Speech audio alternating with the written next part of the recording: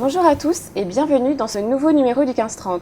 Aujourd'hui, j'ai le plaisir de recevoir Sergei Stakhovski, numéro 60 ATP et ancien numéro 31 en 2010. Sergei Stakhovski, bonjour et bienvenue. Merci d'avoir accepté notre invitation. Merci de l'invitation. Vous avez participé à l'Open d'Orléans en 2008, en 2013 où vous avez remporté le double et en 2014 où vous avez remporté la finale. Qu'est-ce qui vous plaît dans ce challenger en dehors du champagne ? Eh bien, j'aime le fait qu'à chaque fois que je vienne à Orléans, je gagne quelque chose. En 2008, en 2013, c'est toujours agréable de revenir et de repartir en gagnant quelque chose. C'est une très jolie ville, une belle organisation, j'aime beaucoup être ici. Depuis votre victoire l'an dernier, vous avez très bien joué en ce début d'année et fait un 3e tour à l'US Open. Vous sentez-vous dans une bonne vague ? Je me sens très bien en ce moment. La saison a été bonne pour moi, ça peut toujours être meilleur bien sûr. C'est compliqué en ce moment, mais je me sens bien en ce moment. Je me sens de mieux en mieux, j'ai un bon coach. J'espère et je pense et j'espère que la prochaine saison sera encore meilleure. Votre victoire au 2e tour de Wimbledon en 2013 face à Roger Federer a été votre plus belle. Dans quel état étiez-vous avant, pendant et après le match ? D'abord, je ne dirais pas que c'est le meilleur moment de ma vie. Je pense que 4 titres ATP, c'est peut-être les meilleurs moments de ma carrière, surtout pour le premier. Bien sûr, c'est différent quand on joue face à Roger Federer à Wimbledon, mais c'était que le 2e tour. C'est un des meilleurs matchs que j'ai joué, le match dont je me souviendrai le plus. Mais je ne peux pas dire que c'était le moment, le sommet de ma carrière. Sûrement le plus beau match, mais pas le point culminant de ma carrière. Il y a eu de la pression après le match. On essaye de rejouer les mêmes niveaux de jeu qu'on avait avant. C'était une bonne expérience pour moi à l'US. Quand on te dit, t'as battu Roger Federer et tu pourras battre n'importe qui après, c'était une bonne expérience. J'en ai beaucoup appris et j'en ressors plus intelligent. Vous êtes membre de l'équipe ukrainienne de Coupe Davis. Vous avez remporté 4 titres en simple et 3 en double. Qu'est-ce que cela fait d'être porté par son pays et de jouer avec ses comparses? Ça représente toujours beaucoup pour moi de représenter mon pays. Tu as tes parents qui sont là. C'est vraiment patriotique d'être là et de ce sentiment de représenter ton pays, c'est important. Pendant les 11 ans, j'ai joué tous les matchs de Coupe Davis et la seule fois que je n'ai pas joué, c'est quand ils ont joué contre la Lituanie. Et heureusement, ils ont gagné. Donc finalement, la première fois que je n'y suis pas allée, ils ont gagné. C'était différent. C'est la première fois pour moi que je jouais ailleurs et pas avec mon équipe. Donc je me suis dit que finalement, peut-être que je devais être ailleurs et être ici avec mon équipe. Mais bon, je dois aussi continuer à faire ma carrière. Vous êtes classé 31 mondial. Comment vous sentez-vous physiquement en ce moment et que vous manque-t-il aujourd'hui pour retrouver votre niveau de carrière ? C'est pas à propos de retrouver son jeu. Je pense que le niveau de jeu vraiment augmente de plus en plus. C'est vraiment de plus en plus compliqué de monter. Je me sens bien. Je fais beaucoup de travail sur mon corps pour pouvoir mieux récupérer. On passe, plus on vieillit, plus on passe du temps pour s'en remettre, pour faire du stretching. Quand on est jeune, on peut jouer 5-7 et encore 5-7 et les gagner et continuer.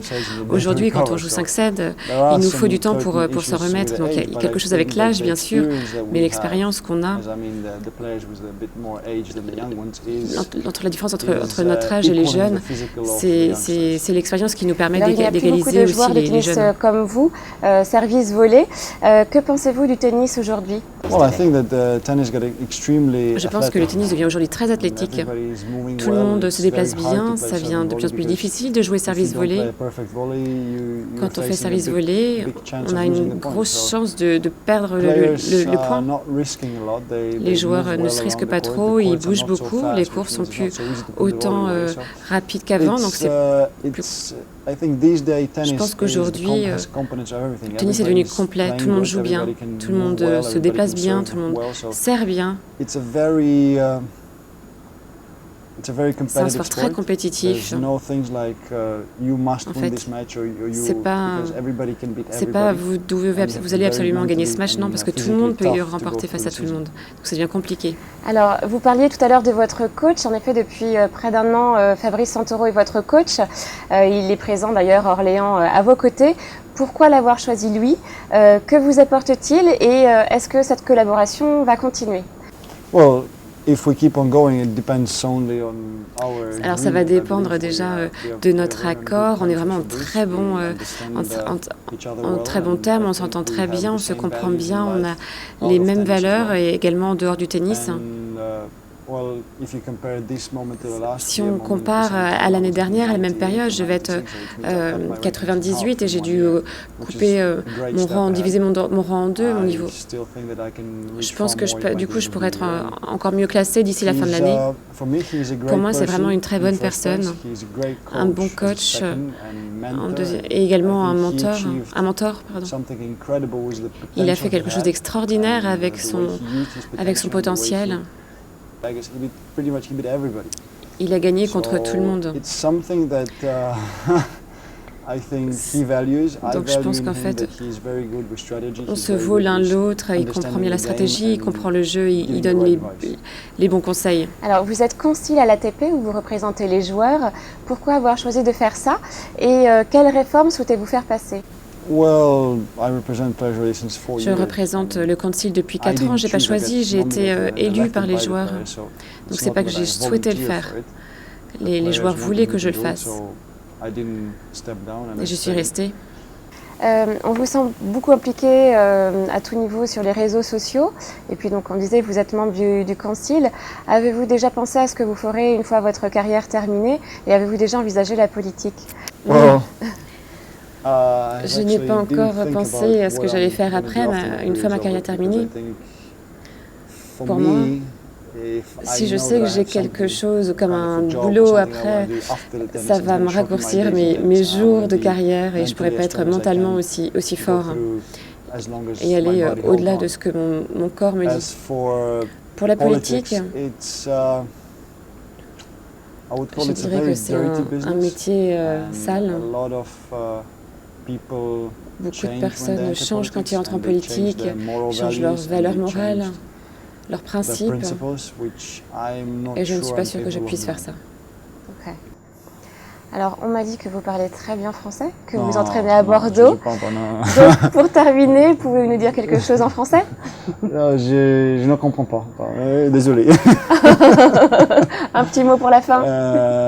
Merci beaucoup pour... allez.